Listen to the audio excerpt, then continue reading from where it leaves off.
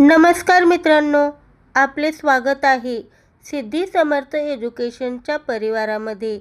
आज आपण पाहणार आहोत 9 ऑगस्ट आदिवासी दिनानिमित्त अतिशय सोपे आणि सुंदर फक्त 5 ओळींचे मराठी भाषण.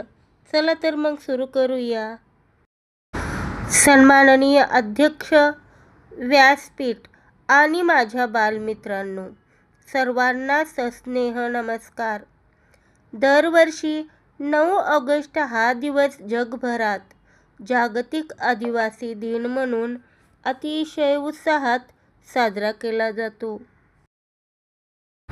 आदिवासी समाज हा निसर्गाचा खरा रक्षक असून त्यांची संस्कृती, परंपरा आणि जीवनशैली निसर्गाशी घट्ट जोडलेली आहे.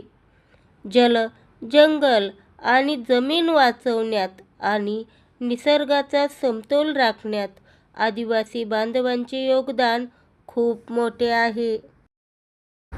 स्वातंत्र्य लढ्यात आणि देश उभारणीत क्रांतीसूर्य बिरसा मुंडा, राघोजी भांगरे यांच्यासारख्या अनेक आदिवासी वीरांनी मोलाचे कार्य केले आहे.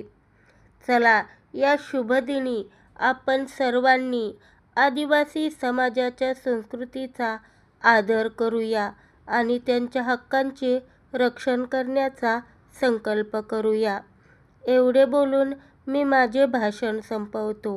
जय हिंद, जय आदिवासी. धन्यवाद.